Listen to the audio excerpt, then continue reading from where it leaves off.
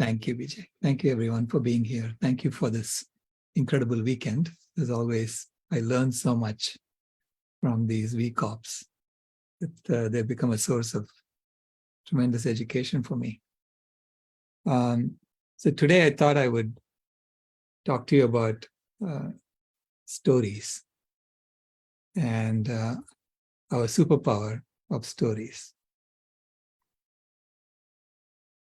So let me start sharing my presentation.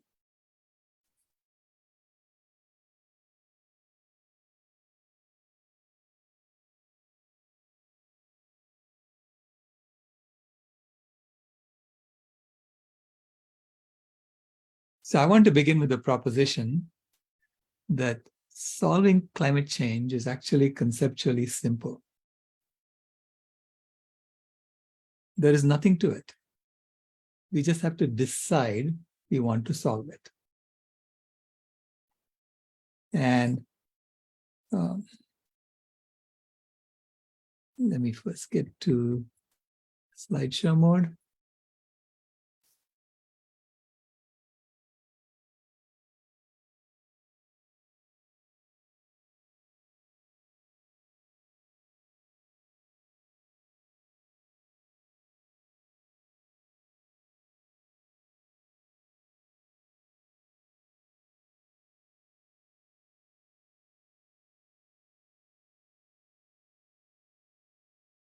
Do you see the whole screen or just a little bit of it?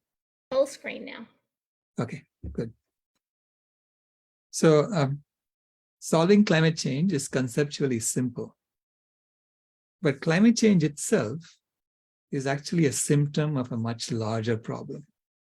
So when I say talking about solving climate change, I'm really talking about solving all of those. So essentially, you're not dealing with the symptoms, but you're dealing with the root cause. And that begins with storytelling.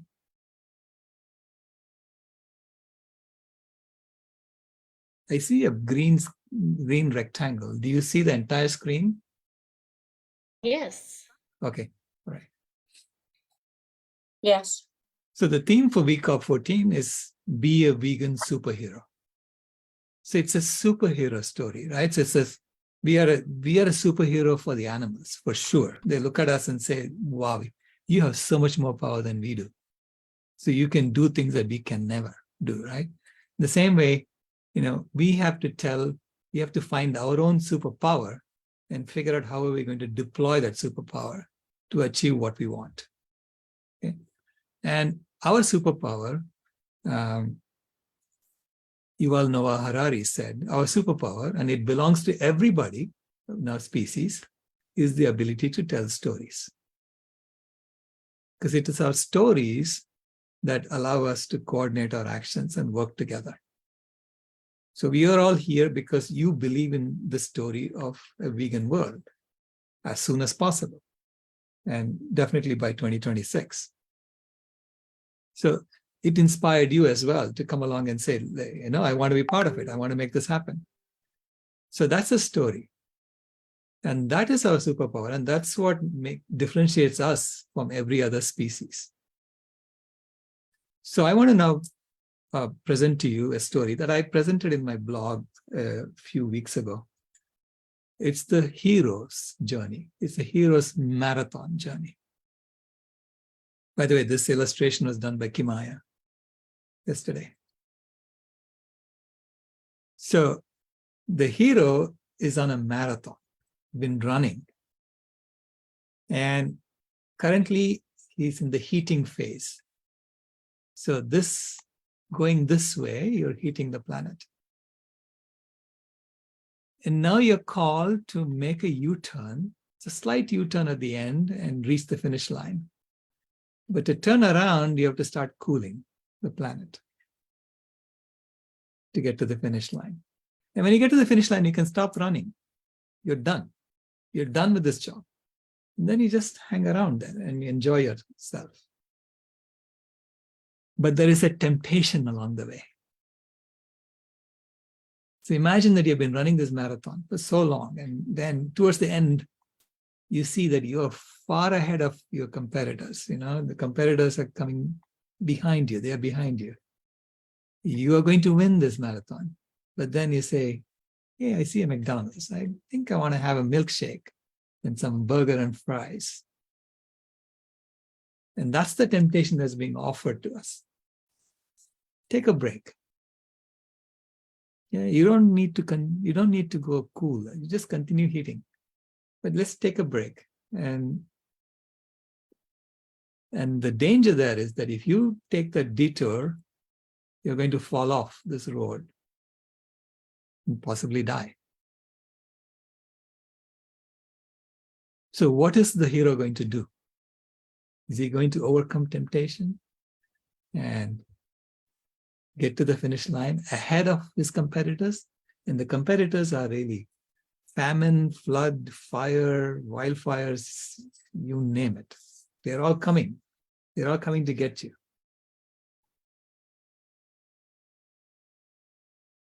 So this story has its origin in what is happening it has its basis in reality. And I like to tell this story from the perspective of nature, that we are part of nature, and nature gave us control of fire 500,000 years ago. So that's when we started the marathon, 500,000 years ago. Okay, we had control of fire, so we could heat. We could burn things, we can heat the planet. Initially, we were doing minor fires. And we only started doing it in earnest after after we got to the current warm period. Okay, so this is the temperature of the Earth in white, and the blue lines are the carbon dioxide levels in the atmosphere. And you can see the temperatures and the carbon dioxide levels correlate with each other. That doesn't necessarily mean they're causative, but it was correlated very well. And 50,000 years ago, we were given partnership with wolves, and that was in the previous ice age. And then when we were given partnership with wolves, we spread out from Africa and went to every part of the world. We became an invasive species everywhere. And then in the current warm period, which is on the right-hand side, which looks exactly like the warm period that happened 3 ice ages ago, something magical. We started burning in earnest, and we started heating up the Earth. So that's when our marathon became a serious endeavor. Dr. Rao, we can only see to the 100,000 year mark. 600. That's what I meant. There is a green. Okay, hold on a second. Yeah, sorry about that. It looked fine the first time. All right.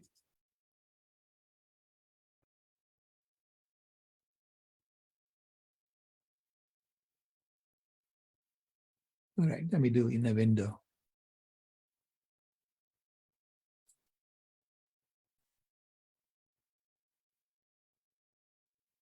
Now, do you see the whole thing? Now we see the whole thing, yes. Okay, yeah.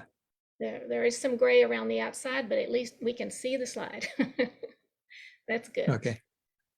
Yeah, so in the current warm period, you see that the temperature looked exactly like the temperature that happened 3 ice ages ago, except instead of going down to another ice age again, it stayed flat. And if you look closely, that's where our ancestors warmed up the climate by burning down forests, by emitting methane from animals and rice production and so on and so forth. And you can see that in the CO2 levels. It matched what happened 3 ice ages ago until about 6,000 years ago, and then you see it take off. And you see it in the methane levels, which also matched what happened 3 ice ages ago until about 5,000 or 4,000 years ago, and you see it take off. And this is straight from the book by William Rudiman, and that's his hypothesis, the early Anthropocene hypothesis, where he said we have been heating the climate for 10,000 years, thousands of years. So that's his hypothesis. And this is also from his book, where he shows the temperature of the Earth coming out of the ice age 20,000 years ago in red, going over the glaciation threshold about 10,000 years ago. And then it would have come back to another ice age again 5,000 years ago, except it stayed flat. The actual trend is stayed flat. And then once we discovered fossil fuels, it went up by another 1 degree Celsius, or 1.1 degrees Celsius. Okay. So we are now here, and we have gone through almost 500,000 years of this marathon of heating the climate. So 500,000 years of marathon heating the climate. And now we have to make a decision as to whether you continue heating the climate and thereby cause a near-term extinction, or we transform, the greatest transformation in human history, and become a climate harmonizing species of the planet. So we become the thermostat species of the planet. So, and that's the decision point that we are at, where we are facing a McDonald's saying, come this way, or transform and get to this endpoint. Now, the climate change is really just a symptom. Everything that we have been doing for heating has caused the other things to happen as well, not just the climate. So we really have to look at the whole thing. And in the updated climate bathtub model, the climate bathtub model was first issued in 2021 for Glasgow. And now it's 2023, so the bathtub level has increased to 1,100 liters from 1,000 liters. Still, you have the same 35 liters pouring in from the burning machine and 15 liters per minute pouring in from the killing machine. You still have the same aerosol tank. But now the drain of the bathtub, it used to be 30 liters per minute. I've increased it to 45 liters per minute based on the updated sixth assessment report, where the soil carbon is now 3.77 times the carbon in vegetation. So that increased the capacity of the drain. Okay? So this is the setup. And if you solve this, you will discover that we have maybe 50 minutes or 50 years in real terms, because each minute in this bathtub is like 1 year in real term. It's in real time. So we have 50 years to stabilize the climate. And we can literally reverse climate change and stabilize the climate according to the bathtub model in 50 years. That is like saying that of the 26.2 miles of the marathon, the runner has already done 26.197 miles. He's only got 14 feet to the finish line. Do you think when you're 14 feet from the finish line, you would go and take a McDonald's break?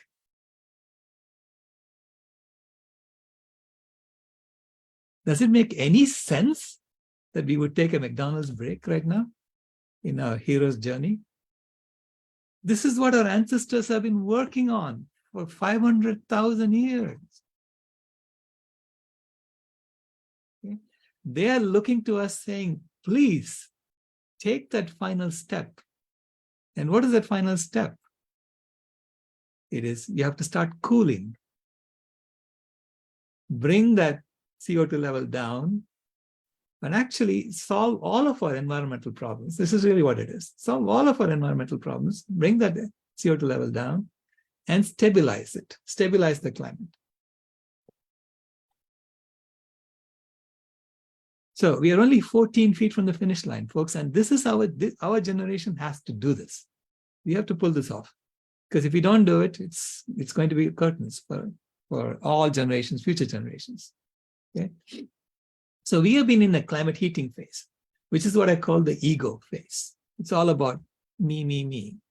Look at me, I am the smartest. We even call ourselves Homo Sapiens Sapiens, the wise hominid. Right?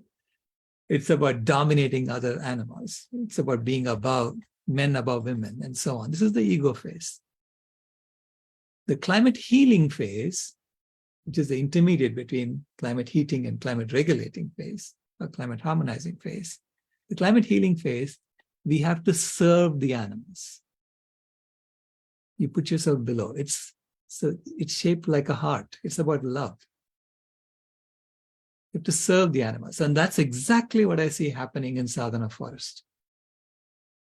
So to me, sadhana forest is an exemplar of how we would live in a climate healing phase, where we are serving the animals, where we're bringing back the ecosystems that we cut and restoring the ecosystems of the planet. And then we can get to the climate regulating phase, the climate harmonizing phase, where you stabilize the climate and keep it there forever. And by that time, the wild animal populations will be back. Okay? Hopefully, we haven't wiped them all out, so we can restore the ecosystems of the planet. And then once their population stabilize, then we can reach the climate regulating phase. So that's the story that we are in. And in the ego phase, in the climate heating phase, it's based on deception, it's based on domination, death, disease, and destruction. Death for animals, diseases for human beings, and destruction for the planet.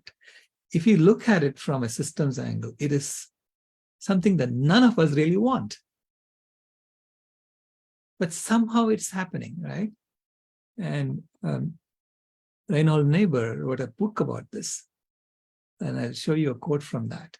So it's transitioning from that to honesty, because to me, climate healing is an engineering project.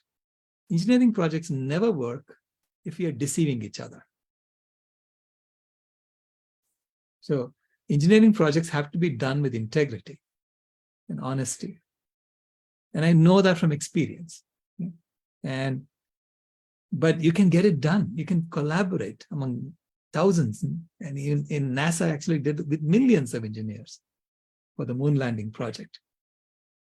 It has to be with openness, honesty, humility, accepting when you've done something wrong and then fixing it. And looking after the health of the planet, health of our own health, working for our health, happiness and harmony. It's everything that we want. So the transition is not about sacrifice at all. It's really about being true to ourselves, coming home to who we really are. So the intention is the first thing that needs to change. If you look at how we are organized today in our industrial civilization, we are organized to plunder the planet. Our cities are places where we come together in order to figure out how to plunder the planet, how to extract more and more from the planet, how to make money out of that extraction. In the cooling phase, our intention is to heal the planet. And that is the first thing that needs to change. I'm saying the first thing that needs to change is our intention. If we choose to heal the planet instead of plundering the planet, we will figure out the rest. It's not that hard to figure out the rest. Okay? But as soon as we recognize that our intention is to now heal the planet, we'll discover that we are organized incorrectly for that intention. We're currently well organized for how to plunder the planet. There is nothing more to give, right? Nature is saying there's nothing more to give. You're done. So to get to that state where we are saying as a species that we have to change our intention, we have to make our lifestyle changes. If you think about how every individual goes through that process, usually there is something that happens to them. Like look at John's example, John Tanner's example, where something happened to him and then he said, whoa, I need to change my lifestyle. And I'm saying for our species, it is happening right now. You can see the fires. You can see the floods. You can see the impact of the climate change. You can see the strange weather everywhere. Okay? We just got through 31 days of over 110 degrees weather in Phoenix. And it is horrible for people who are on the streets. I mean, I can't even stand there and serve for 2 hours without feeling dehydrated. And we try to do that every Friday. But that's only 2 hours a week that I'm standing out like that. These people are living like that, you know. So we are being given these signals now, saying, are you now desperate enough to contemplate lifestyle changes as a species, as a civilization? I think indigenous people have already, they've already been in alignment. They've already have gone through that U-turn at the end of the marathon. It's the industrial civilization that has to now think about making that U-turn at the end of the marathon. And Dr. Warren Hearn, this is a book that came to my attention a few days ago. A friend of mine sent me an article about it. And he said the only difference between us and a cancer is we can think. And we can decide not to be a cancer. Otherwise, our civilization is behaving exactly like a cancer in a human body.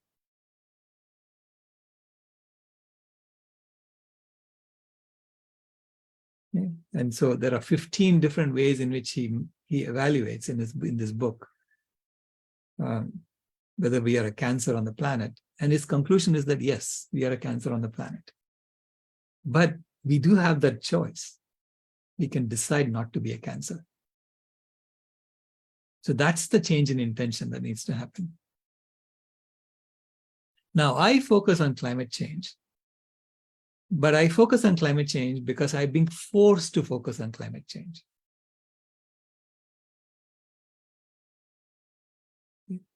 There are several planetary boundaries that we have violated.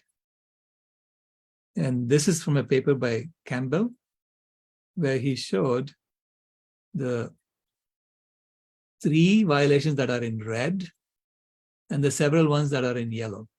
Anything over green is not good. Not good, okay? It's likely that we are exceeding the limits, and therefore it's likely that we could cause all life to die. But if it's red, it means it's definitely not good.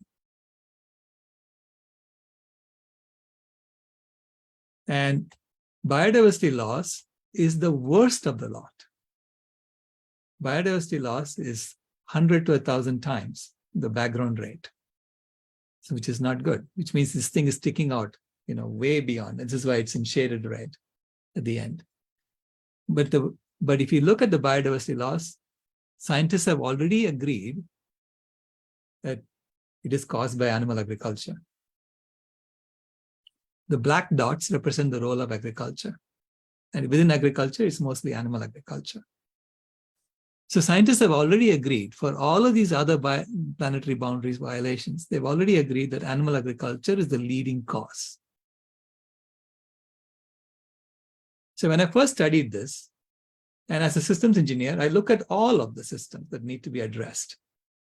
I said, well, these other systems are already telling you that you have to address animal agriculture. So my job is done. You have to address animal agriculture, no matter what it is for climate change. They're claiming that for climate change, it is not the leading cause. It's fossil fuels is the leading cause. And that's why these black dots don't go up all the way, right? So from a systems engineering perspective, it doesn't matter whether climate change, it's not the leading cause. You have to anyway address animal agriculture for all the other causes.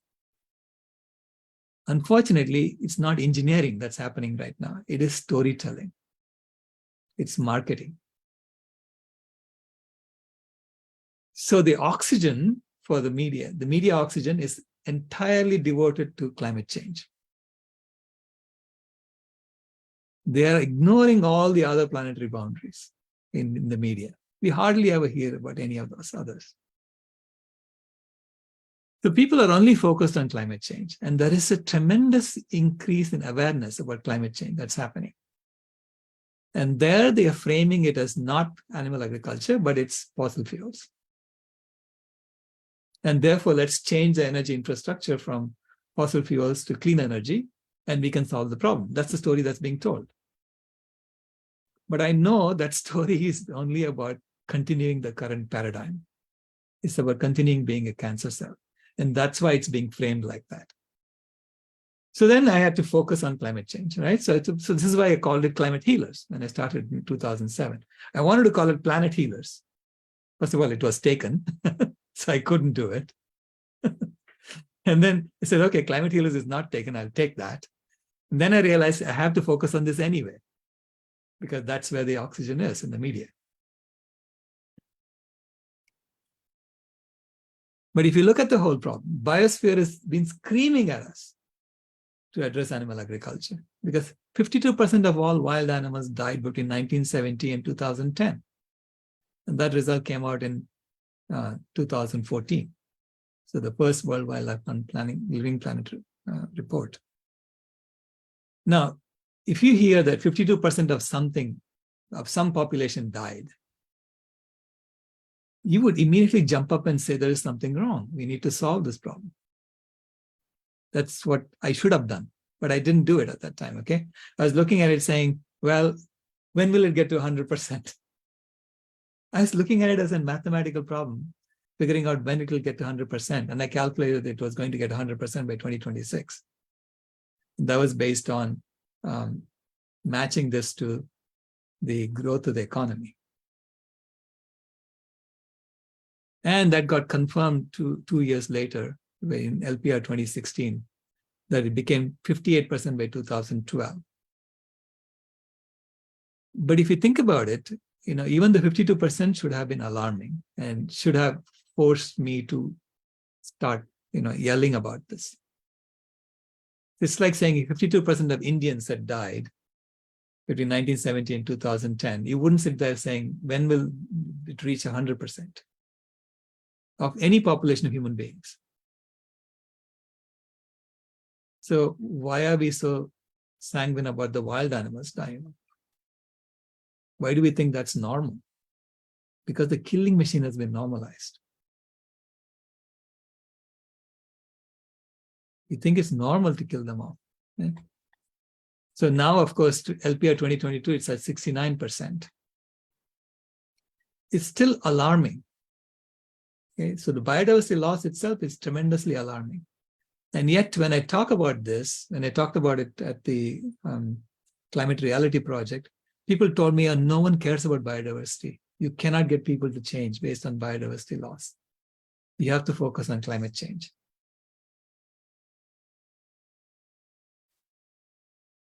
Now, climate, see, biodiversity you can actually calculate because these are all numbers. You can count the number of wild animals. You can tell when they're going to go to zero.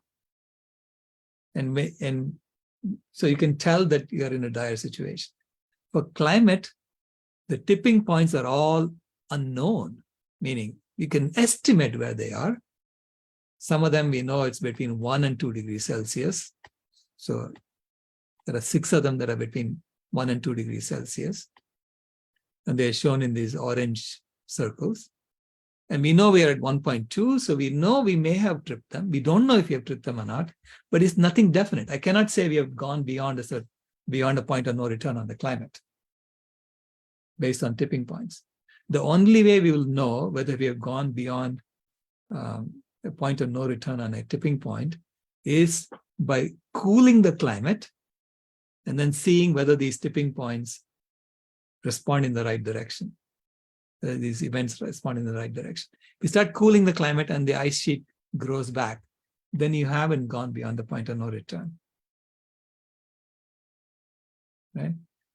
So the only way we'll know is by actually cooling. Until then, we don't know. No one can make a definitive statement about climate.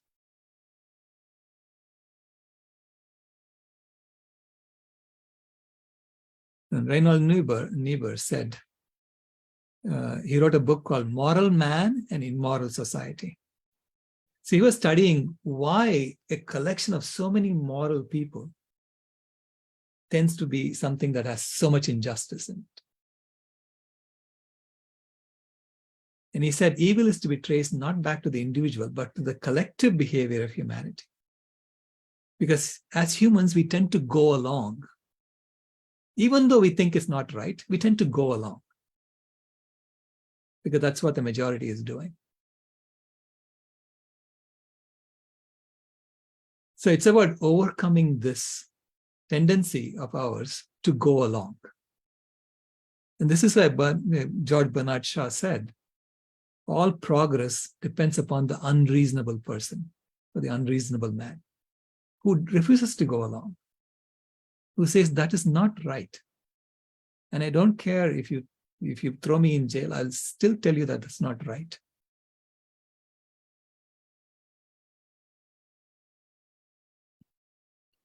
Now, the American College of Lifestyle Medicine issued this infographic showing that 90% of all healthcare costs, total costs worldwide, come from these 8 risky behaviors. Okay. And Dr. McDougall told me majority of that is poor diet. He said, 70% of that is probably just poor diet.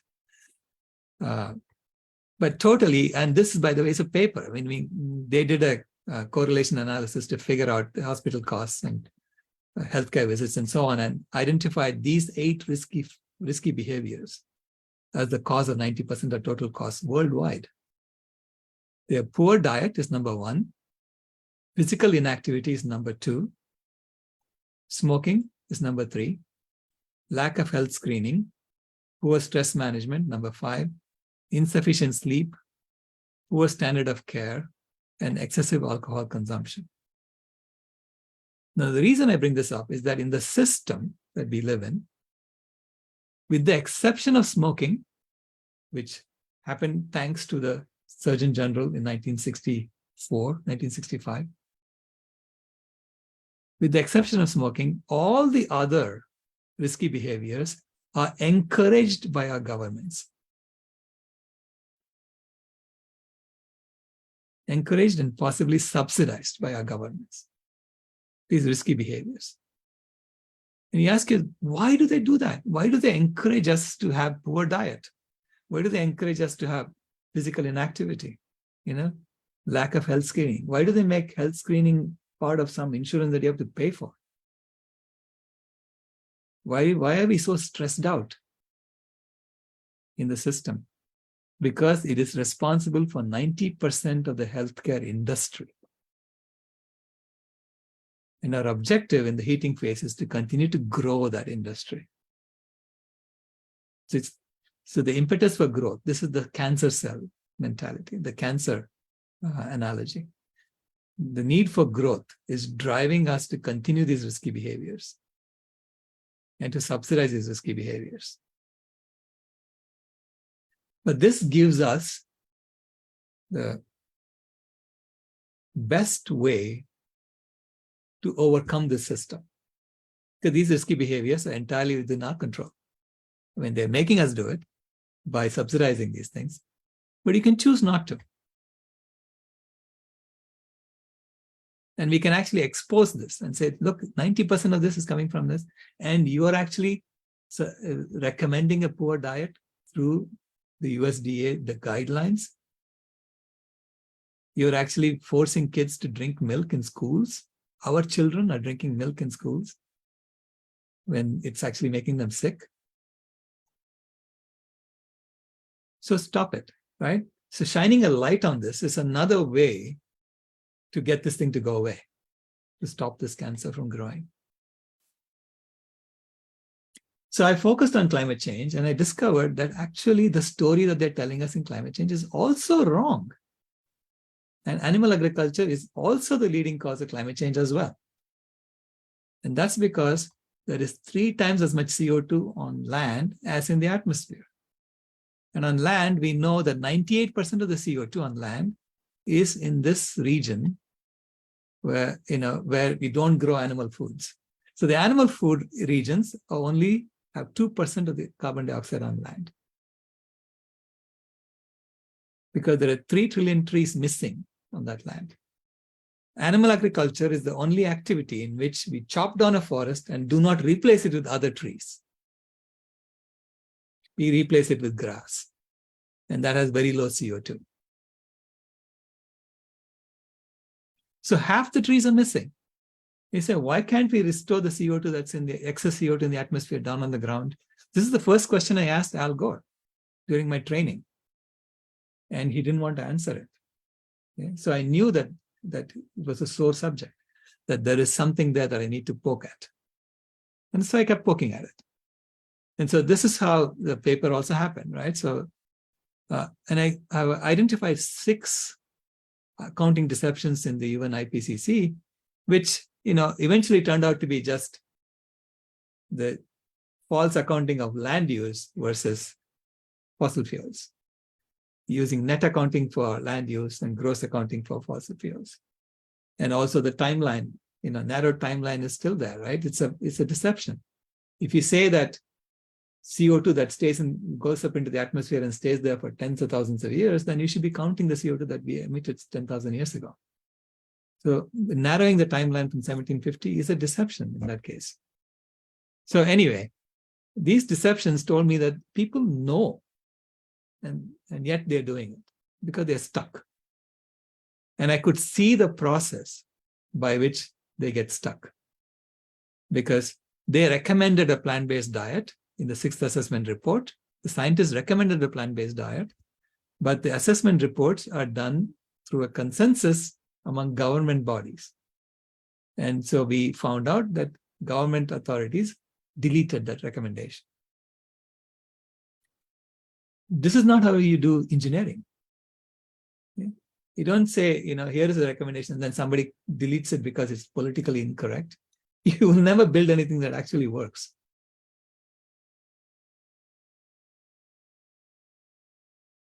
So here is a Shel Silverstein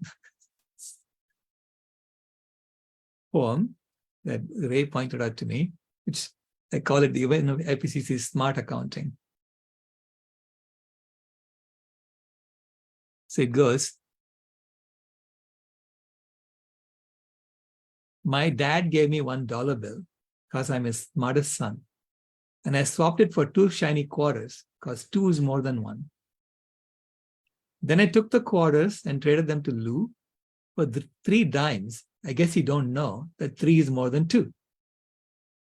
Just then along came old blind Bates, and just because he can't see, he gave me 4 nickels for my 3 dimes, and 4 is more than 3. And I took the nickels to Hiram Coombs down to the seed feed store, and the fool gave me 5 pennies for them, and 5 is more than 4. And then I went and showed my dad, and he got red in the cheeks, and he closed his eyes and shook his head, too proud of me to speak.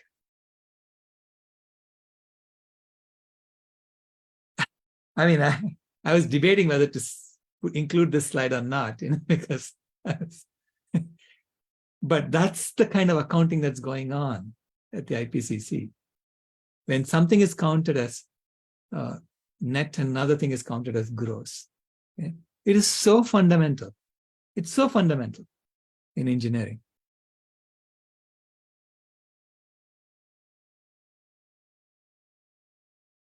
So when you take that into account, the paper had said 87%. Animal agriculture is the leading cause of climate change, responsible for at least 87% of greenhouse gas emissions on an annual basis. And we can now increase that lower bound to 118%, which really means that if we eliminate animal agriculture and have a plant-based economy, and even if you emit fossil fuels for burning, if you burn fossil fuels for transportation and other purposes, you will still see the planet cooling a little bit at a time. It's only 18% of the emissions, 118% of the emissions, right? It's not like we are pouring a whole bunch of cooling, ice on the planet. No, you're just not adding more every year. You're actually decreasing it a little bit every year. So to do that, you have to put cows before cars. You have to take care of animal agriculture first. And that's exactly what the climate bathtub model is also screaming at us. Take care of the cow before you take care of the car. And the Cinderella principles still apply, All we have to do to solve our problem is to be kind to all life, to kind to each other, kind to all life, take care of each other, feed each other healthy food, and then question all of our traditions and our culture. You really have to reset. So every generation has a responsibility to renew traditions.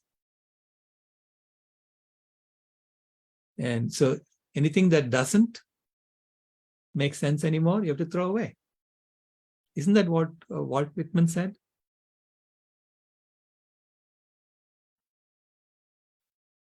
And imagine the world as it should be and act for it. So you want a vegan world, you have to imagine that. I mean, when I do an engineering project, in my mind, the project is done by that time. Okay? And I start with that assumption. And then I say, how do I get there? And I say, this is also the same thing. We have to assume that there is a vegan world by 2026. Then we say, how are we going to act if that's what we are working towards?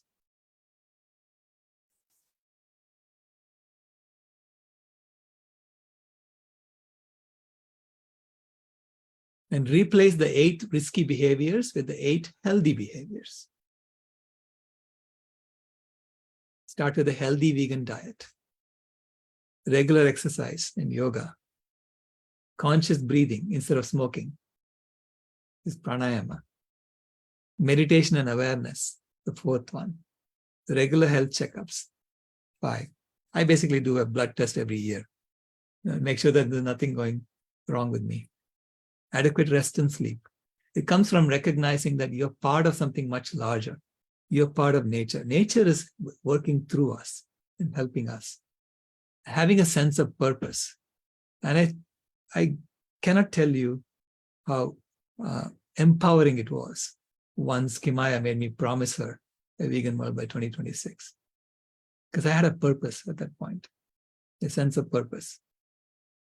And finally, it's contact with nature. Okay? The greatest antidote to alcoholism is contact with nature. Because that alcoholism, excessive alcohol consumption comes from separation from nature, separation from who we really are. And if we all do this, then it'll drive the social change we need. And we need to help each other do this. We need to create community groups that help each other do these 8 steps, for the 8 healthy behaviors, and hold each other accountable for these 8 healthy behaviors.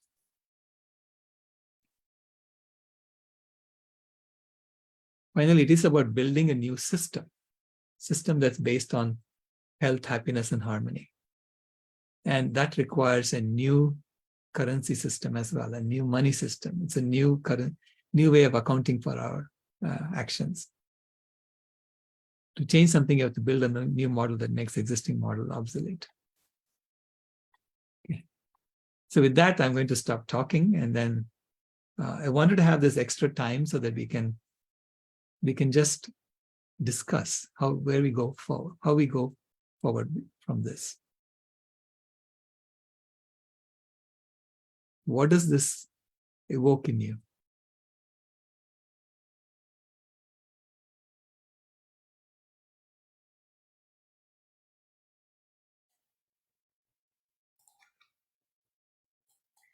Okay, I'll start. Thank you for that. And thank your granddaughter, Maya, for that wonderful drawing. I loved it. And I think what I want to know is those numbers again from that chart so I can repeat that. If we're only 14 feet away, how many feet back is that we've come already? That's more than a year. I mean, I don't know how you do that, but yeah, I can tell you, it's 26.197 miles. So times 5,280. okay, thank you. Because that what comes to mind, I'm always inspired by your work, is how can I repeat that? How can I share it with somebody? What parts of it can I share when I can share it?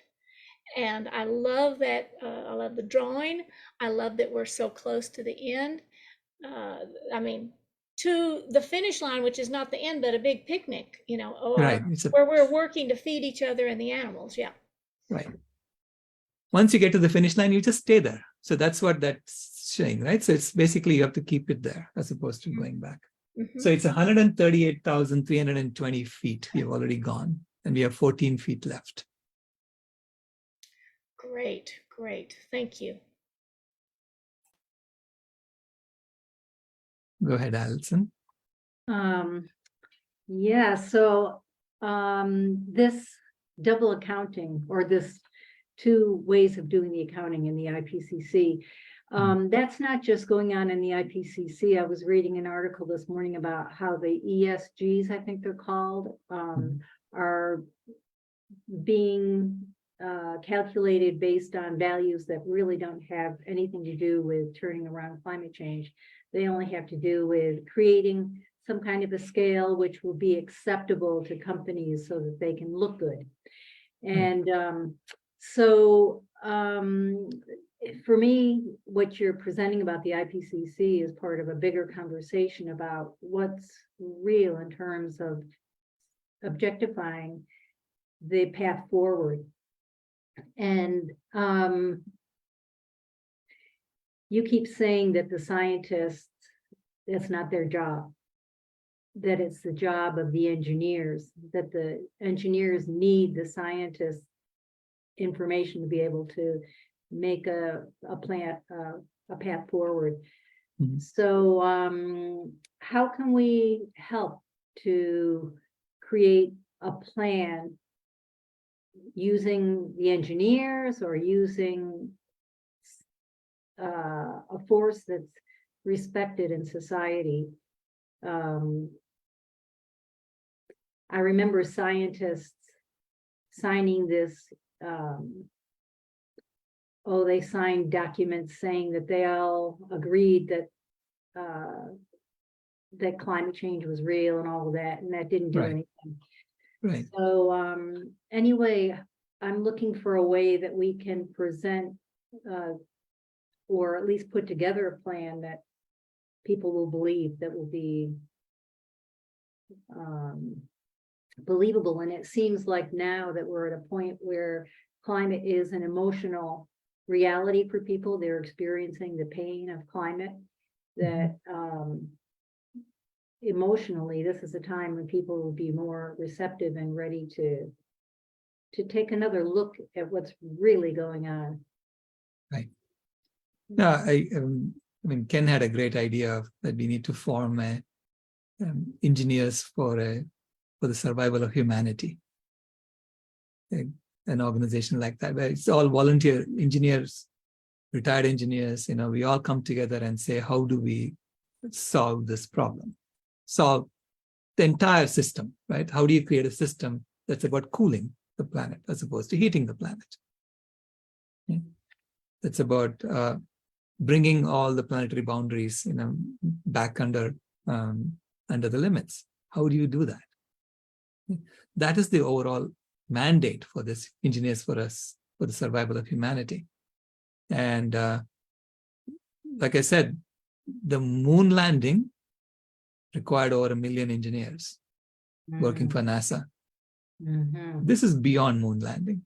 Yeah. This is about reorganizing all of human civilization. And so it's going to require a lot of our efforts. I mean, there's engineers of every stripe need to be involved.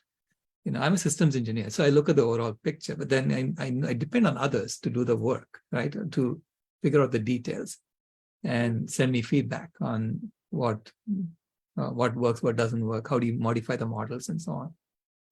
To me, science is always it's a negative discipline. It's not a discipline that says, here is the truth. Science basically peels away all the lies around the truth.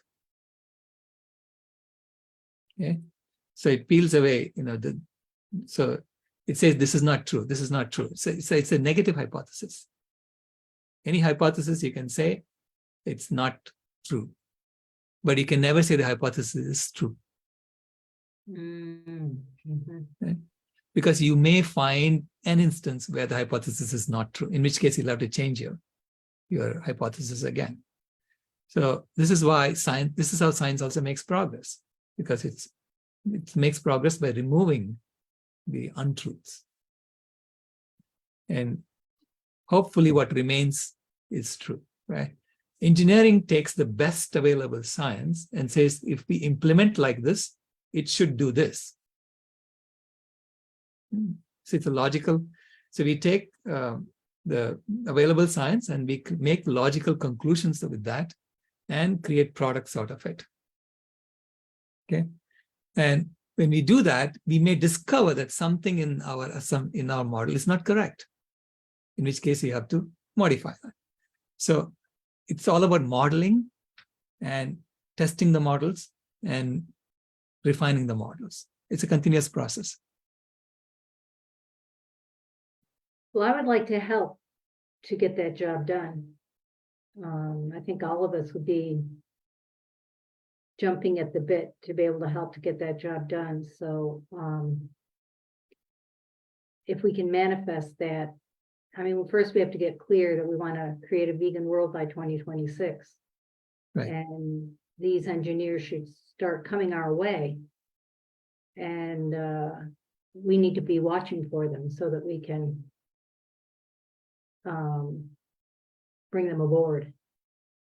Absolutely. So I was going to announce it, do a press release announcing that we are doing this, and then putting the word out to my network of engineers and recruiting people.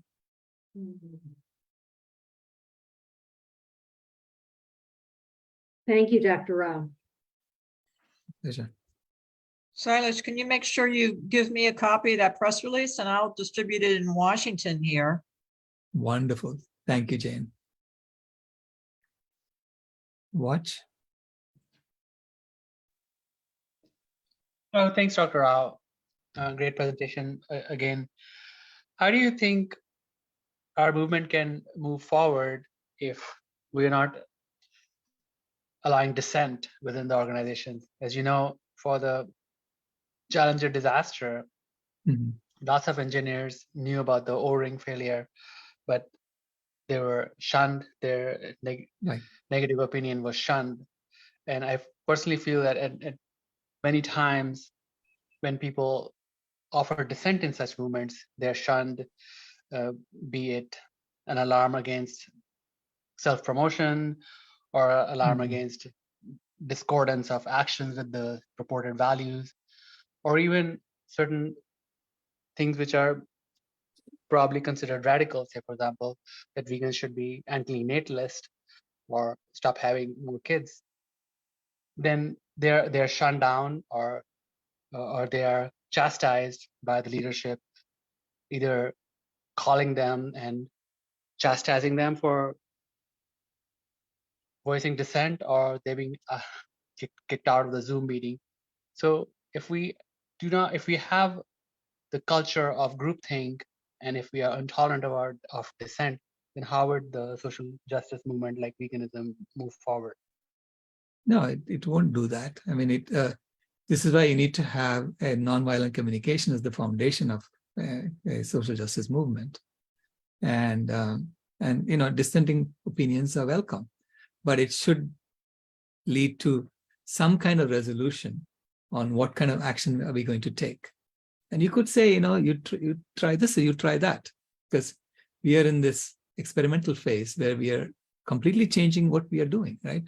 We are coming from a heating enterprise to a cooling enterprise. There are examples of other civilizations that have done that. So we do have examples from our ancestors that we can take. But at the same time, the circumstances are different now, right? So I say to people who are saying, our ancestors did that, but we were still eating buffaloes or whatever, other animals. So you really don't have to go vegan. And I say, look at the situation today. How many buffaloes are left? How much salmon is left? And are they all poisoned? I mean, so it's that kind of evaluation that needs to happen. So that this is why I say everything has to be on the table, and we have to look at it and say, what do we do now, given where we are? And that's what engineering teaches us to do.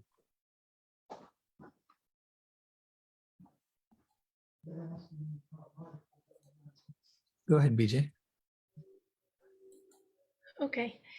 I'm going to suggest that we actually could solve this problem of climate change and all those planetary boundaries, and this is not new, it's what we've all talked about, simply by going vegan simply by following the golden rule, do not do unto others what you would have them do unto you. The engineer part is what we need to convince people to start moving in that direction. And because I'm not an engineer, I don't know where all the engineering is needed. I can see there could be some fine points, and we'd need you for numbers and that sort of thing. Right. Well, and for inspiration. I mean, I'm not saying we don't need engineers, but I'm saying there's this other path of, if everybody did the max they could do, then it's going to cool. It's going to cool to the best. Now, suppose some engineers could come up with something else like the marine cloud brightening and some other things. But I'm very excited about the engineering idea, but I just wanted to throw that out there too. We don't want to forget that part. And I know you haven't. Thanks. Yeah, it is. See, again, the current system depends on growth, right? It's a cancerous system, right? It's all about growth. And because of that, when we say go healthy, we start doing the 8 healthy behaviors, 90% of the healthcare industry will collapse. When it will shrink by 90%, right? If it shrinks by 90%, it's no longer a growth industry. Capitalism fails at that point. So this is why I say it's a systemic issue. So which means we have to now create a system in which we are organized not around growth, not around growth in material things, but in a different objective function. The objective function may be cooling the planet, or maybe, looking at the planetary boundaries and ensuring that they are all within limits. So it's a different objective function. Okay? Right. And you need to be creating a system around that objective function and a game around that objective function. Because currently our objective function is all about how much can I grab of the money that's flowing. Yeah. I see that Raj had a great comment on artificial intelligence, AI. And so my views on AI is that if it's an open source AI, and because the purpose of an artificial intelligence engine is to ensure consistency in the data. That's what the AI is trying to do. It's removing things that are inconsistent, saying, okay, maybe that's wrong, maybe that's wrong. So, and that's exactly what we do as systems engineers as well. We look for consistency and to figure out where the most likely truth lies. So I would welcome an AI tool that does it for me. And so I can then go just verify that it's correct, as opposed to having to do it myself. And then that gives you a good starting point to test your models out and try new things. So I think AI is a great tool to help us navigate through this morass of data we have. We are swimming in data. There's plenty of data out there, okay? It's just people are putting their own versions of things to market their own stuff. So there are so many versions of the truth out there. Right. Thank you so much, Dr. Rao. Sure. Bhavna? Thank you so much for your in-depth work around all of this. And thank you so much for putting the conversions together as well, and, sustain continued efforts. And it's a whole team of people working on the conversions. I'm just a small piece of it. Yeah. And thank you for holding the vision for all of us, and that is, I'm saying this to everybody as well, because the efforts that everybody is putting in on their individual level. And I feel that's one of the things that can be super helpful is if we hold it collectively, energetically. Even though we are making the efforts on an individual level in however way, in whatever, arena, and however way we are touching lives of people that are coming in contact with us. But if we can hold that larger vision where all of us are doing this and it's already happened, like you said. So if we can hold that as truth today, that it does exist, it already exists, and make it a tangible reality for us, whatever that smells like, tastes like, feels like in our interactions with each other, whatever that looks like, if we are able to do that, I feel we can increase the momentum in ways that are beyond what our minds can think. Because that's where we become very powerful as human beings and moving away from the human doing part of it. Because we are tapping into that universal consciousness that is way bigger than what our personalities and minds can do. And the other suggestion that I have is around the critical mass, reaching the critical mass. How can we reach a critical mass, which will then create a downhill momentum?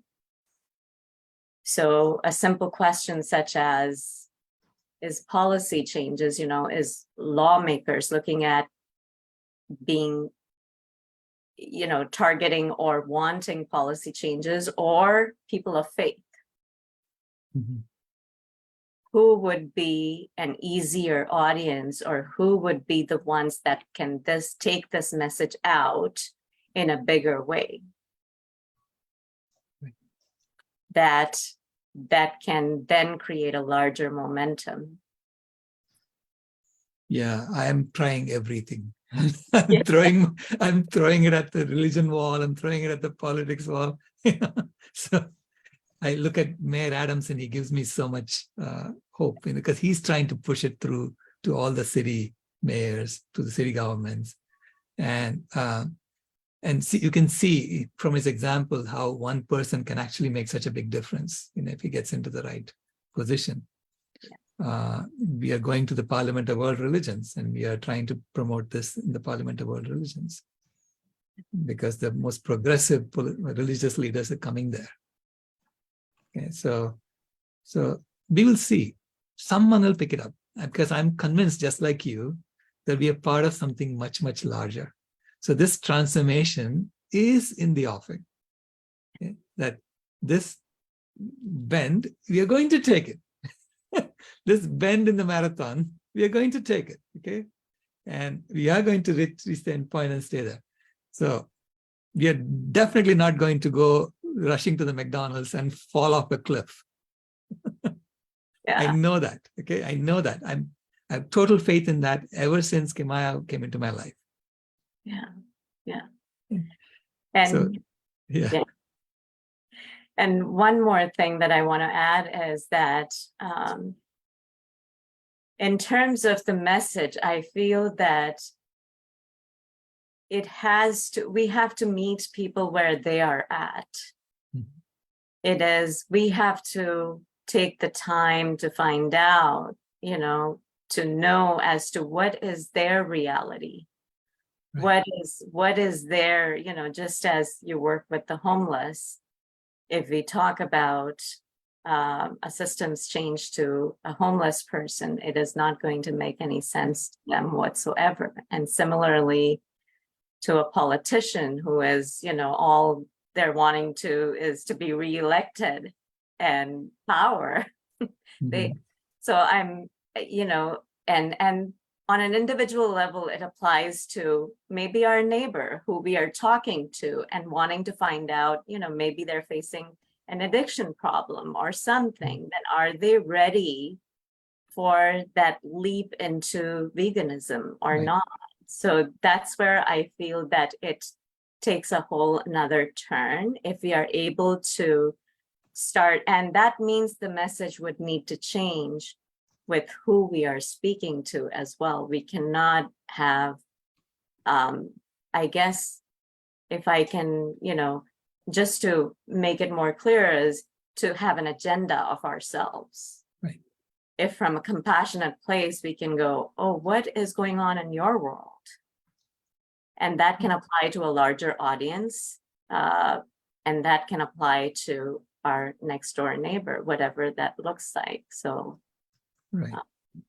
yeah. I also say that I also try to focus on those who are on the wall, Mhm. or on the fence, or close to the wall, and not worry too much about those who are too far away, Right. because it'll take them time to come. So,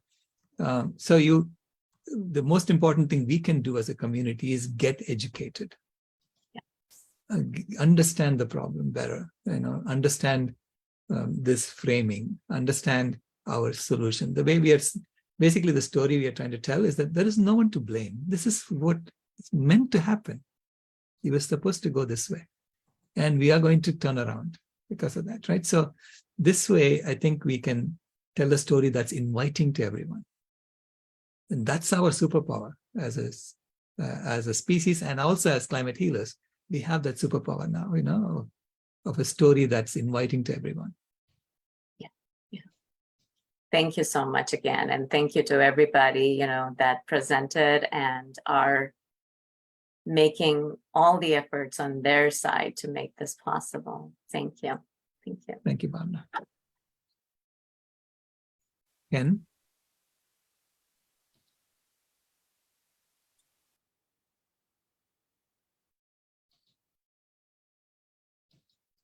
You have to unmute yourself.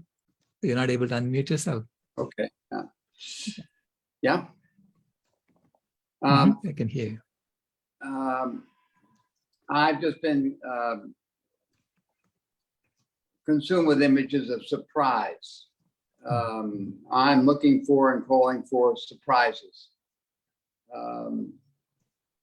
Mayor Adams' letter on Monday morning that we heard about was a surprise. And we were going to write to the mayors, and we still are, I think. But now we have a different story. Now it's a whole different, it's got a different leverage to it. That's a type of surprise. And so maybe there are many other ways of surprise that we're not aware of. Like, for instance, 88 billion animals killed a year. Is that right, in the world? Suppose Land that animals was, are on. yeah, suppose that was 40 billion in 2026. Would that be a huge boost to the climate, if that's sort of a number?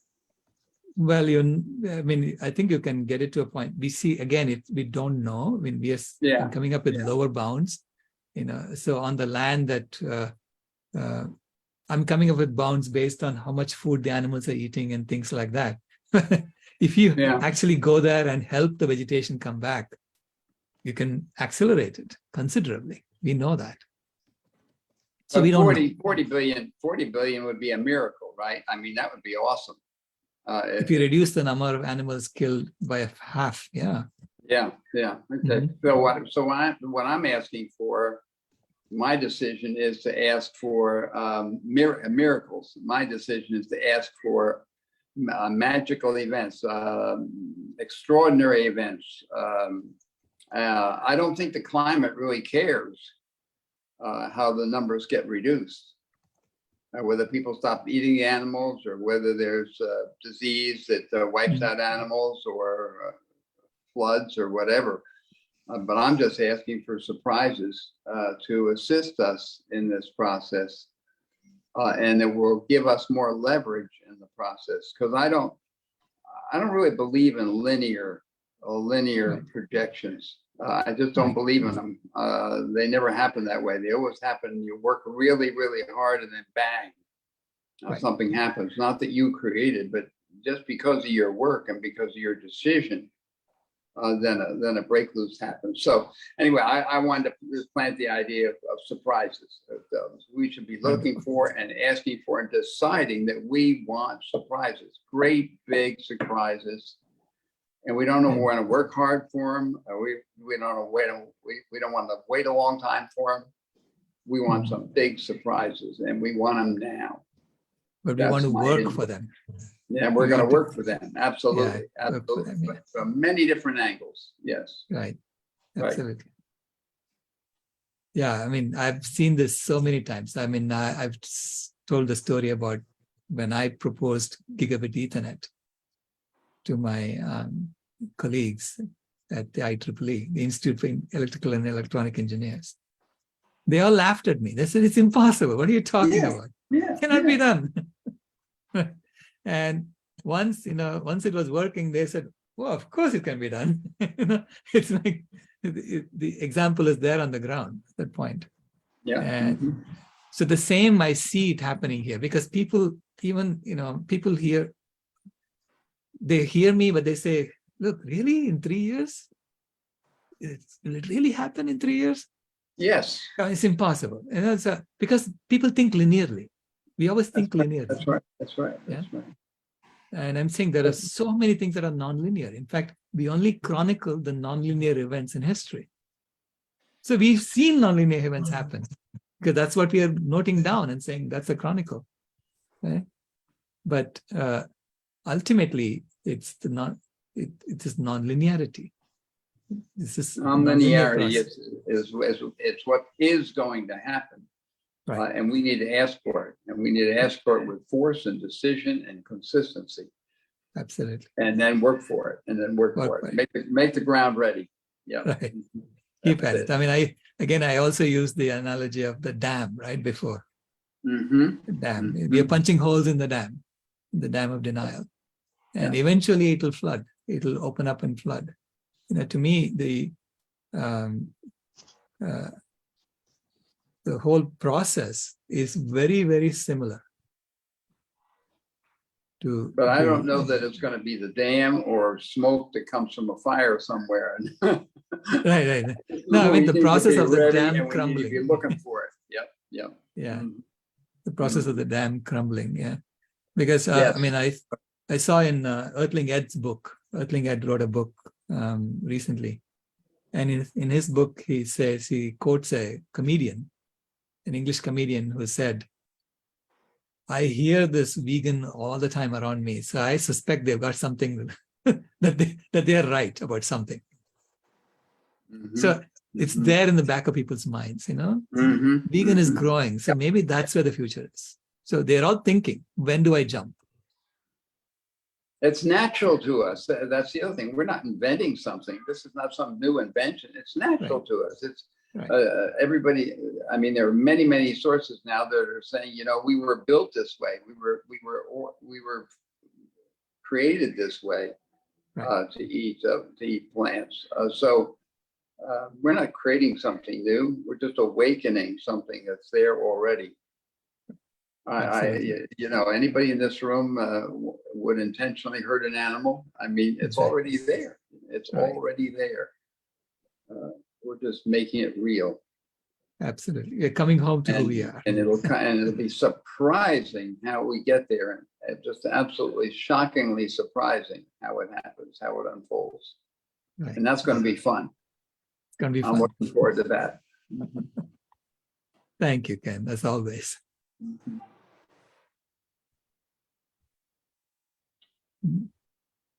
Hi, Hi, Nancy. thanks again. I would love to get the bathtub analogy like the film. So when you have a chance to put that, where I could just put it up on my YouTube channel, if that's possible, and popularize it, because it's beautiful and it makes so much sense. I was wondering about the use of the word we. Like we use the cities to exploit, when I think it's still important to, have a class analysis, that there's an ownership class and a working class, or the rest of us. And that all started from the hoarding and herding societies, that Right. it was taking over more and more land for their cattle, their sheep and their goats. And that whole mentality of expansion, because if you make animals the concept of wealth, that the measure of wealth is how many heads or kappas or capitalism or capital of cattle you have, then you just want more and more cattle and more land. And that this is sort of, I so support everything we're all saying, which kind of links up. And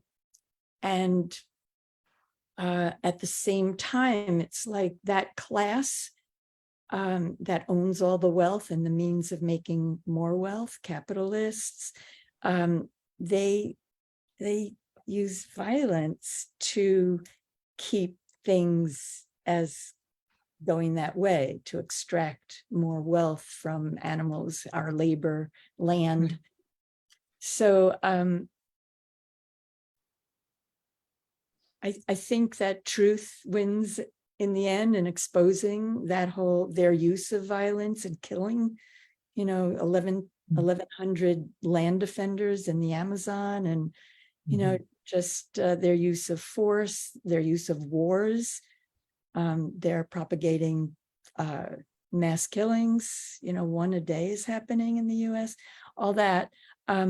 So I just want to like sort of posit that, and also ask you, how is a city a way of extracting wealth? I always see it as a way of, populations living together with less resources, maybe, I don't know. But the main thing I'm saying is that we, the people, is different than we are taking over the earth. We are extracting wealth. Well, overall, we are heating. Altogether, we are heating. So we have to accept responsibility for doing that we are all, part of a system that is heating the planet, that is causing the planetary boundaries to be exceeded. Okay. Together, collectively, we are doing it. Now, the question is, how do we organize ourselves to stay within the boundaries? And that is an engineering project. And in any engineering team that I have been part of, okay, that has been successful, we always begin by making sure that every engineer feels like he or she belongs in the team. Okay? It's not about violence. It's about making every engineer feel like they are important in the team. They belong in the team. They're contributing something to the overall project, right? And to do that, you have to get money out of the equation. It's the number one thing. You have to get money out of the equation. And no one should be thinking about money. They should be thinking about what they're doing, whether it is the moon landing or, or in this case, the climate healing project. So they should be thinking about that, focusing on that. So, which means their basic needs have to be automatically met. And this is why I say it has to be, healthy food for free, healthy shelter, basic shelter for free. So these basic needs have to be automatically met for human beings. Can we not do that as engineers? Of course we can do that. There's plenty on the planet for us to have healthy food for everyone for free. Right? In a way, I'm going back to the way my ancestors used to do things. That's what I'm proposing as a solution. Now, you could say, I have a better way of doing it. I'm open to hearing you. I'm just saying that we never used to pay for food in India before the colonial system came along. Okay? It's the colonization that made us go and, create monocultures as to pay the taxman, and that forced us to have to barter for food and then eventually trade for food. And that created famines in India. Almost 100 million people died from famines from the 19th century and the 20th century. And it's known, but they say it's natural. It's not natural. It was created from this system. So all those things, you have to say, okay, we have to look at where we are now, and then what do we do going forward? That's all I'm focused on.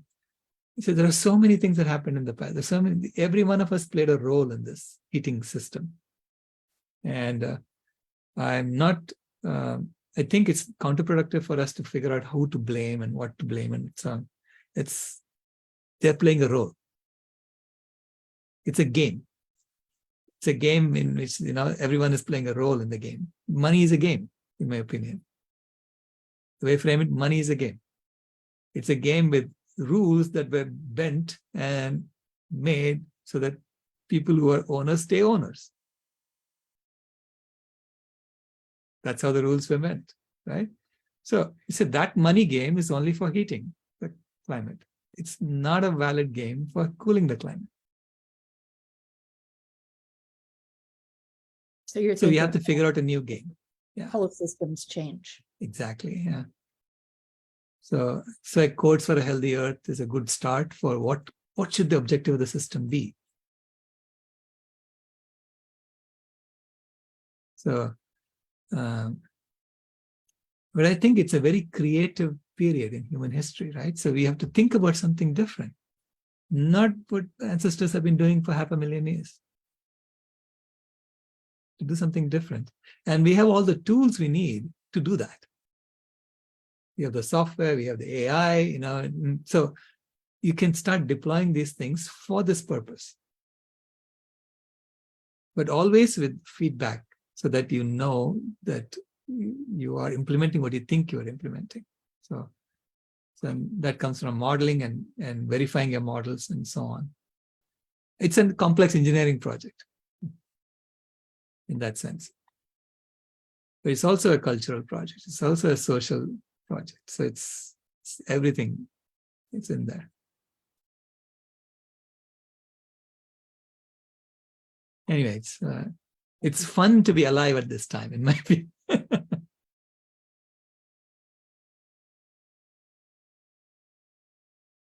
Hello, Jim. You're still muted. Yeah. Okay, can you hear me okay? Yes. I hate to be a naysayer to all this, but we could just have one big volcano put us into a new, a winter or, a couple of years, and then everything will change. I don't really like that kind of change. But to make more real, heaven's sakes, we've got this nuclear war possibility with Russia. And that doesn't excite me. I don't want to have that kind of change either. Right. So, I hear people talking about let's have some change. I really don't want that kind of change, but I really don't see how we're going to change society as quickly. It's an undaunting problem. I really am afraid of it. Yeah, it's when you look at it with your mind and you say, this is where we are, our mind has a tendency to think linearly. Right? It's really, I started feeling much better about this whole thing when I just let go and say, I'm doing what I know, and I'm going to do the darndest what I know to achieve my objective. Beyond that, it's not in my hands, and I'm just going to let go. And I said, it's in the hands of that little baby who's laughing at me. Okay. Because I see Mother Nature as, that Mother Nature to me is that little baby who's absolutely perfect when she was born. So I had the sense of perfection looking at her. So I say that nature is a perfect system design. No human being could have ever designed that. No systems engineer could have ever designed that. Okay. I was in awe of nature when I started looking at it from a systems angle. Well, our bodies are fantastic how they heal. Exactly. It's Nature has incredible. the same tremendous capacity to heal. Yes. When we wake up, when we do this. So I say that, there are all these, I have a quote in my book, Carbon Yoga, from, I think, Captain Butler, who was in the military command. And I don't remember the exact quote, but he said, in effect, if I look at all the near nuclear misses that have happened, and he listed like 40 of them, it was either sheer dumb luck that we are still alive, or it's divine intervention. And he says, I'm inclined to believe the latter. I hope it continues that way. Exactly. Thank you, Jim.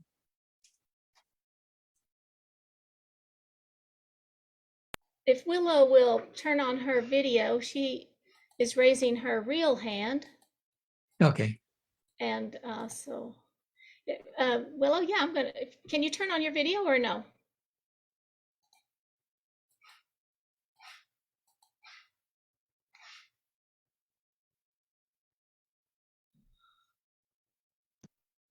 And if you don't want to, that's okay too. You're able to talk now, so.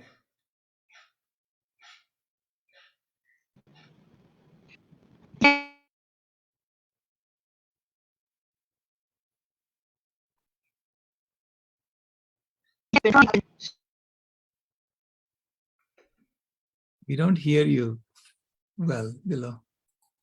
Struggling with the whole system. I will be off the video because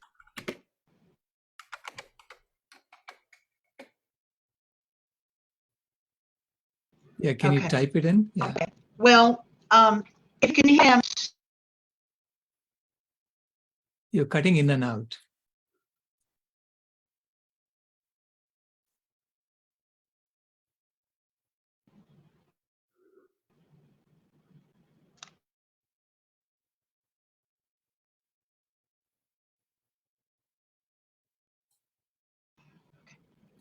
Okay, she was having trouble with so I think she's out now. Sorry about that.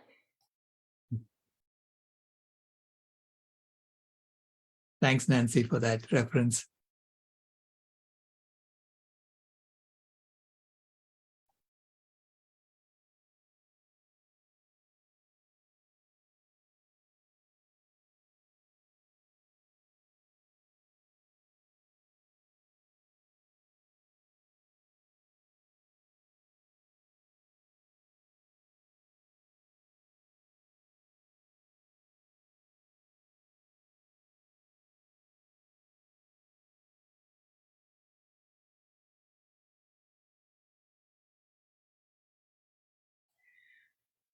Okay, I've messaged Willow to see if she wants to send me the question for you to ask.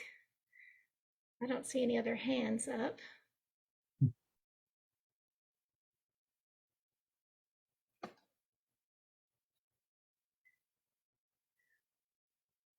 Whew.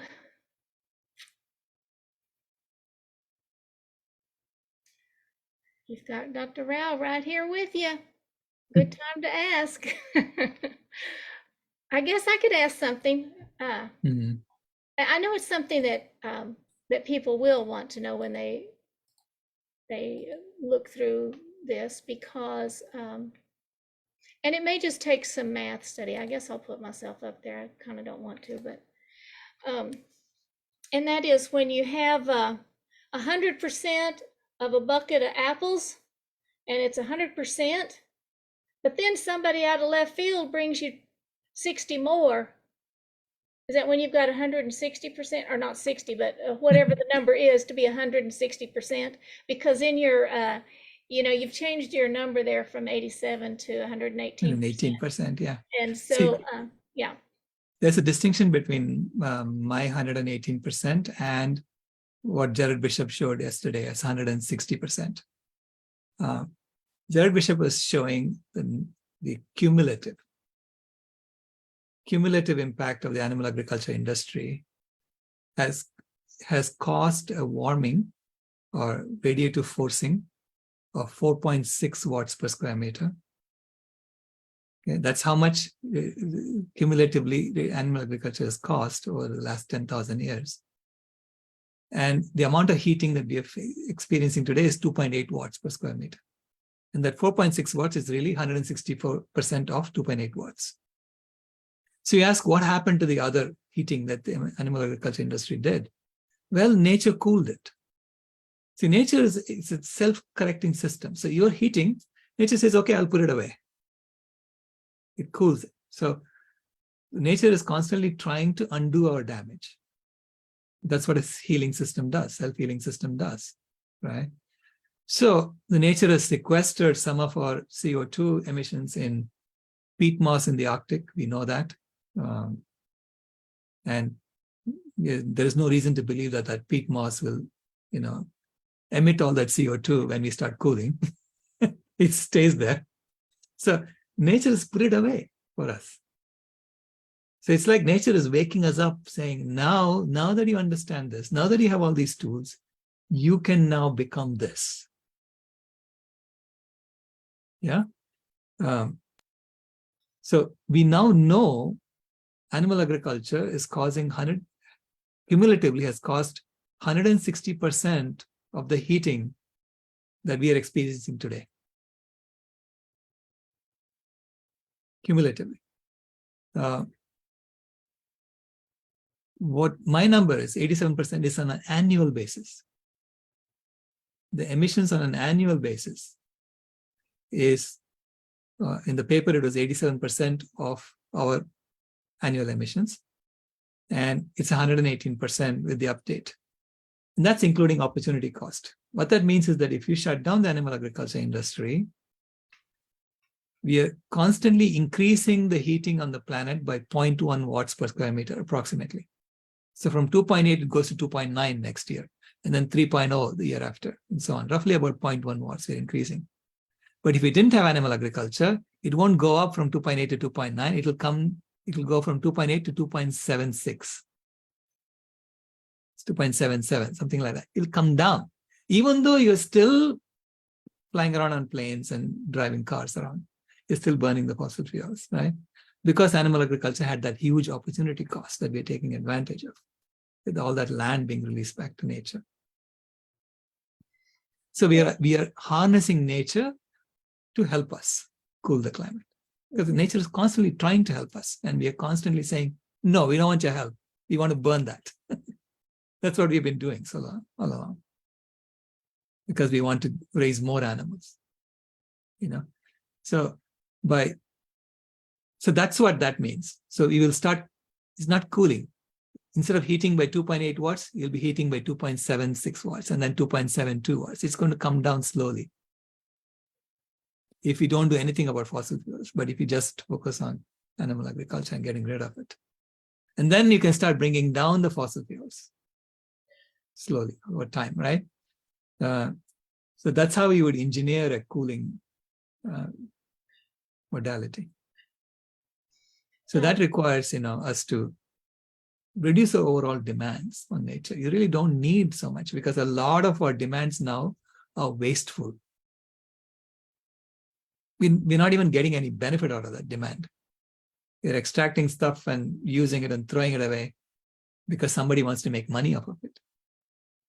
Right, and somebody wants jobs, so then they make little plastic trinkets, and then they sell them to kids at school, and Yeah. Well, let me ask you about the paper then. So the paper that had what you did to multiply the heating per square mile. Square meter. Square meter. So have those numbers now changed due to more information? Yeah. That's why I said those numbers have changed. Yeah. Yeah, that's what I thought. Okay. Yeah. I mean, I have to update everything in the paper because the paper is based on the 5th assessment report. Now I have to do everything for the 6th assessment report. Okay. But the numbers are looking better. That's all I'm saying. It's looking better. Right. Not worse. It looks more like we can actually make a big difference. Only a bigger difference. Feet to go. Yeah, this is why even though we hadn't done anything in the past 2 years,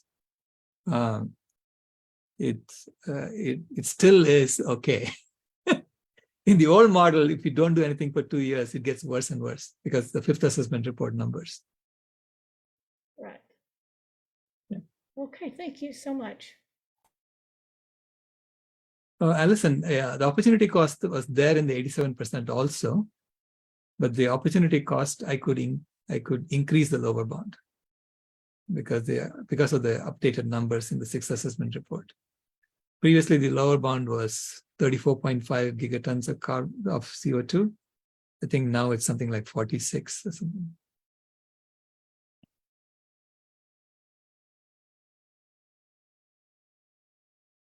So that's why the total goes from 87 to 118.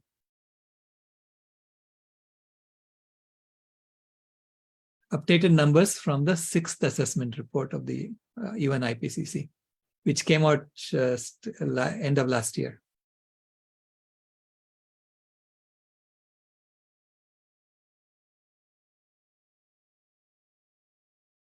So in my analysis, I'm assuming that the data in the IPCC are correct.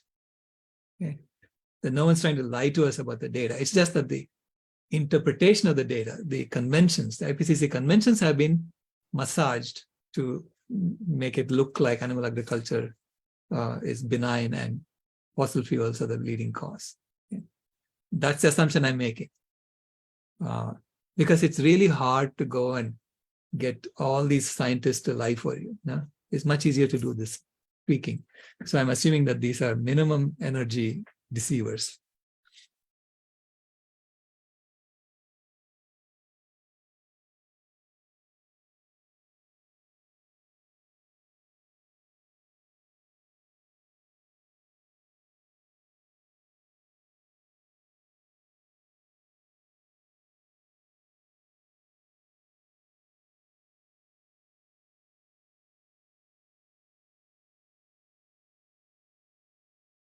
Yes, please come every Monday. We meet at 9:30 and 9:30 a.m. Pacific time and 6 p.m. Pacific time in Movement Monday. Same convergence room.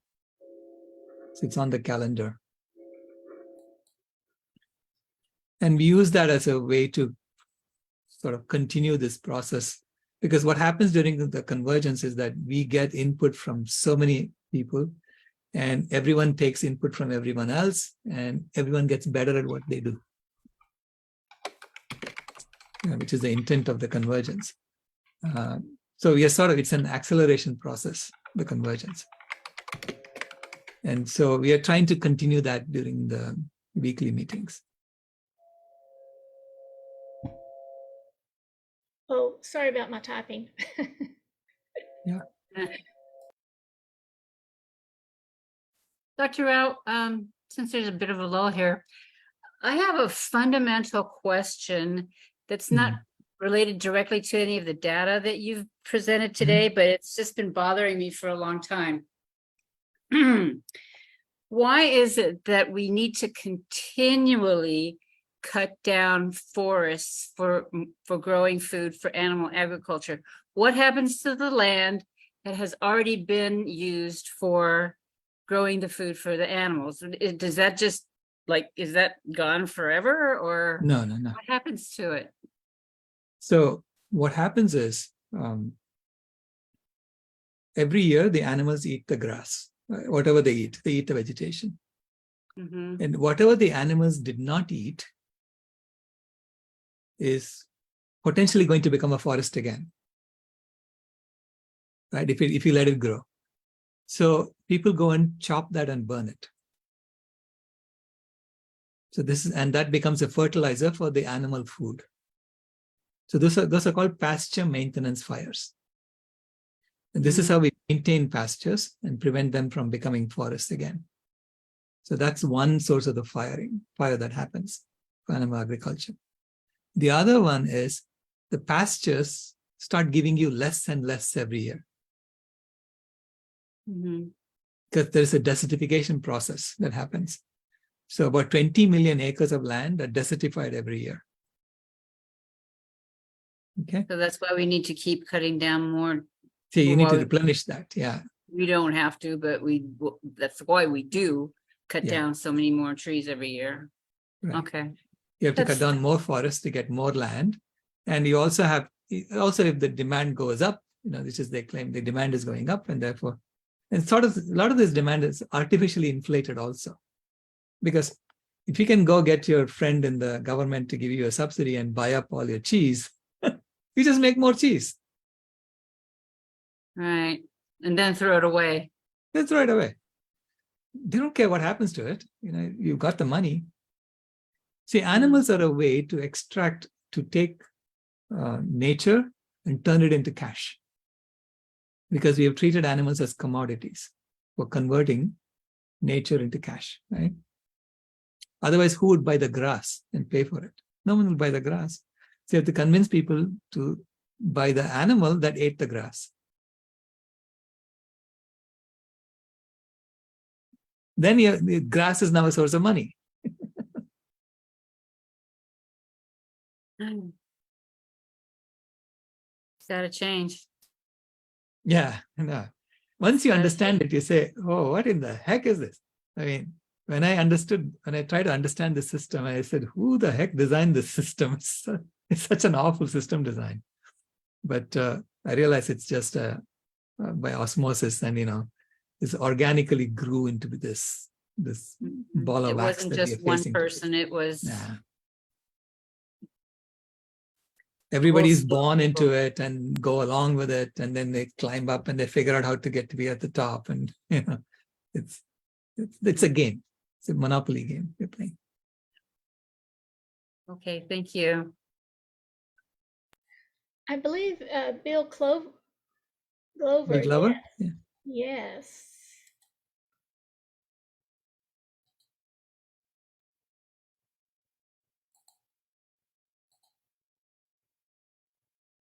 I just wanted to say, I think the most important thing that I can learn today, maybe some others, is the consistency of the work you're doing.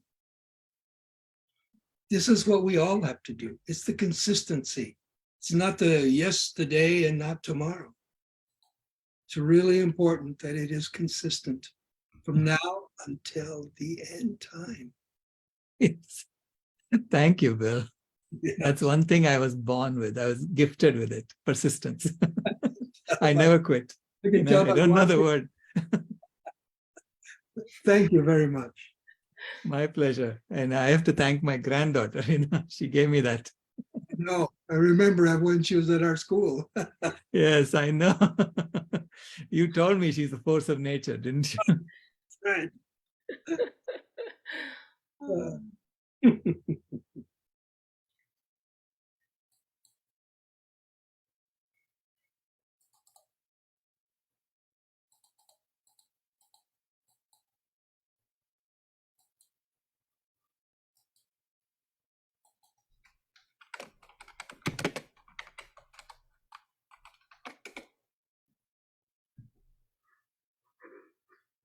Oh, Shabari, yeah, I would be happy to talk to your husband.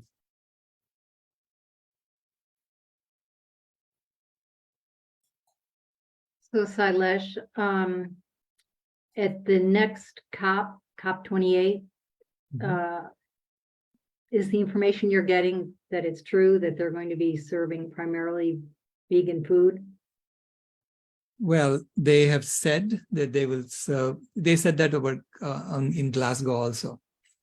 And Glasgow also, they said they would show, the CO2 emissions of each food item. Now, first of all, the CO2 emissions that they show are with the false accounting. Yeah. So take that into account. And secondly, they 55% of the menu items were vegan, the other 45 were meat-based. That was Right. COP26. And COP27, they went right back to almost 100% meat-based, I mean, hardly any vegan food. So it's like, do we have to ask for this over and over? I mean, shouldn't it be like, are they serious? That's my question. If they're serious, it'll be 100% vegan. If it's not 100% vegan, they're not serious about addressing climate change. And why would I want to waste my time talking to them? I mean, being there. The only reason I used to go was to meet the other people. Yeah. So, and COP26 to me was the last straw, because it was not only, they didn't talk about animal agriculture at all. It was full of these glitzy displays, and it's like a Times Square like thing going on with ticker tape on this, with the list of all the. And come on, are we addressing? And people come, the leaders come in SUVs, in a huge retinue of SUVs, and they go from place to place, and they block off all the roads to go there, and then they have dinner, and they're serving venison. I mean, what the heck? Yeah. Are these people serious about addressing climate change? I noticed that President Lula in Brazil is setting up a COP here for Latin American countries. It'll be interesting because he has a unique perspective in regards to what's happening in the Amazon, and he knows about the production of beef, how it's destroying the Amazon, and he's putting the brakes on it. I don't know that he's turning it back, but he's putting the brakes on it. So they're all stuck in the system, no? Well, unfortunately, yeah. So I have sympathy for them. They're stuck. So it's like, I remember reading this story of Brer Rabbit and the tar baby when I was a kid. Tell us that story. I don't think I know Yeah. this. I vaguely remember this. The story is Brer Rabbit is walking by and he sees this tar baby and he says, "Good morning." And the tar baby doesn't reply to him. He says, "I told you good morning." And the tar baby still doesn't reply. Then he hits the tar baby with one hand. Says, "I said good morning. Didn't you hear me?" And his hand gets stuck. Then he hits it with the other hand. The other hand gets stuck. Then he hits it with his foot. And by the time he's all stuck to the tar baby. Right? All four limbs. And then he gets caught by the hunter or whatever, and something like that. Yeah. So, yeah, Brazil is stuck in a way, but I'm curious culturally because there's this thing that happens in Latin America where things break loose. There's resistance, and then there's a breakthrough. So when Bolsonaro was taken out and Lula came back in, there was resistance. They even tried to do a January 6th thing to take over I don't know if it's the White House or what it's called in Brasilia. But anyway, Lula is definitely stepping outside the bounds of what this system wants him to do. Yeah. Right. Yeah. We'll see. I mean, things like that could happen, but eventually this system, the only way it's going to end is it's going to collapse. It's going to disintegrate and collapse. Basically, it's a Ponzi scheme, right? Ponzi schemes always just collapse. People just lose confidence in it. And then they say, well, what do we do now? How else can we? So then will all the supply chains continue? We don't think so. So that's why we are building this app called Food Healers app that people can participate in a moneyless, transfer of food and help each other out, right? Yeah. So, well, you're right in one way for sure, and that is that I think Lula is counting on carbon credits to be able to sustain his economy. So carbon credits, where do they come from? They come from the system. Yeah. Right. Right. Yeah. Right.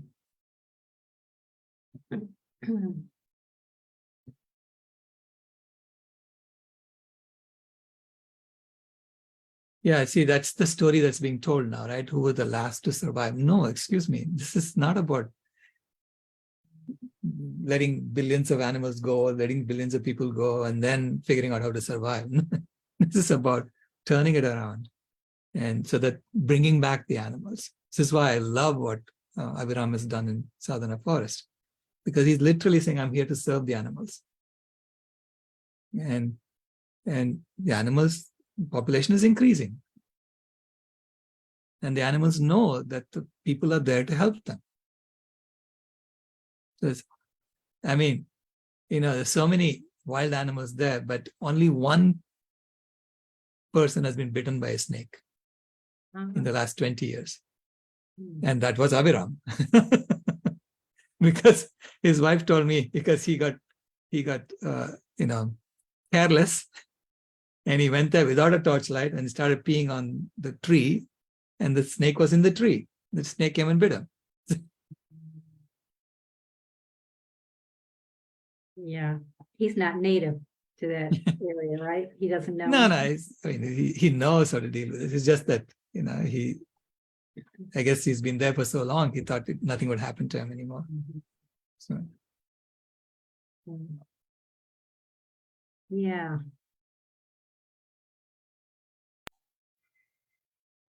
I like what Reverend Beth Love was saying earlier about creating her own set in the forest. And we had a desire to bring Sat in a Forest to Peru, but that is a possibility, but that's a costly way to go. So I like Reverend Love's idea of doing our own Sat in the Forest. Yeah. Wherever we are. I mean, you could buy like 100 acres of, land in a remote area and try to bring that up. Try to figure out how to bring the original forest back in that area, which is exactly what they did. They started with basically rocks, and a little bit of dirt. And the first thing they did was water retention structures, so that when the rain comes, you get a lake there. And from that, then everything else, all life flows. Yeah. Mm-hmm. Mm. But it needs to happen at scale. There are, lots of places it needs to happen. That's what I mean by at scale. So it's so I'm saying we'll be transitioning from an animal-based resource extraction economy to a plant-based ecosystem restoration economy, where the objective of human beings is to restore the ecosystems, is to clean up the plastic, is to clean up the mess. So in preparation for the climate harmonizing phase, where we are maintaining the temperatures. Also, just one last story. I was when I first saw the temperature curves from the ice ages that Al Gore showed in his presentation in 2006. It reminded me of me sitting in a lab looking for two communication chips to connect and lock. and so that's exactly how the frequency of the two chips, they vary. They go up and down until they lock. And what's happening today, what's happening in this era is when the lock actually happens in the chip. So I said, hey, we are going to lock.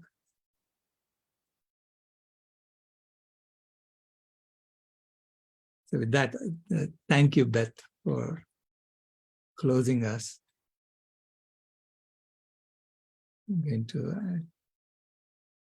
spotlight you. Yeah, thank you, everybody. Let's just all send each other some love for all the work we're doing. So, if you just want to do it with me, it's going to be a big kiss blown to everybody. So, and let's do that again. And yeah, thank you, everybody. I just really, really appreciate these convergences. I always learn a lot.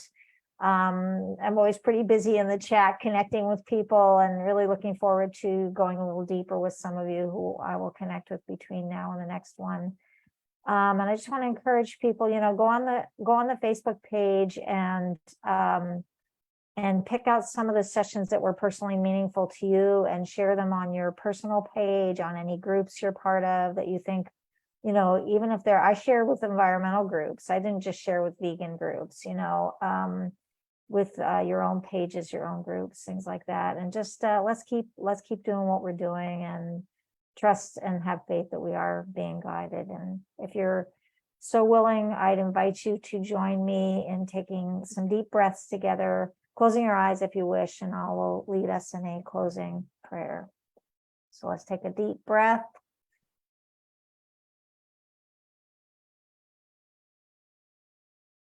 Let's take another deep breath. And as we breathe in, we take in a vision of what is to be. And as we breathe out, we release any fear, worry, or concern. And as we breathe in, we again hold that vision sweet in our heart. And as we breathe out, we release fear, worry, concern. We show up this day grounded in the knowing that we live in a friendly universe that is always for us and never against us. And we know that when things feel good, they are here for our pleasure. When they don't feel so good, they are here for our learning and our growth. And so we show up in deep, deep gratitude for whatever comes. And we know beyond a shadow of a doubt that we are one with this great one with this friendly universe, and we have the power to co-create. And so we do not abdicate our responsibility as stewards of this beautiful earth that is so worthy of great stewardship. All of the religious traditions of the world have a teaching about how we are the stewards. We are the ones who have been placed here, Not that the others haven't as well. I do not engage in speciesism, but all of us together, us, the animals of every species, the plants, we are all in this together. And together we are creating this beautiful, balanced, harmonious world. We are seeing these transgressed planetary boundaries where we have left the safe zone already, where we have left the just zone already. We are seeing them come back into alignment.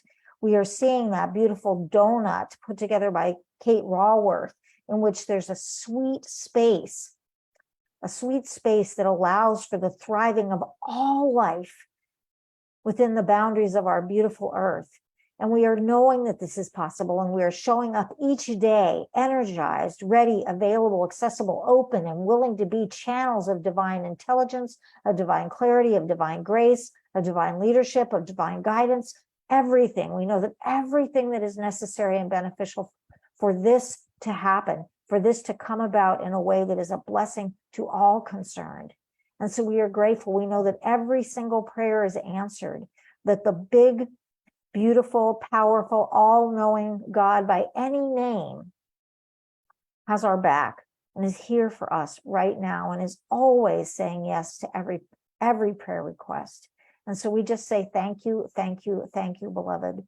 We get out of the way. We trust and know that this or something better now manifests. And so we simply let it go and let it be, knowing it is done. Thank you, beloved. And so it is. So it is. Amen.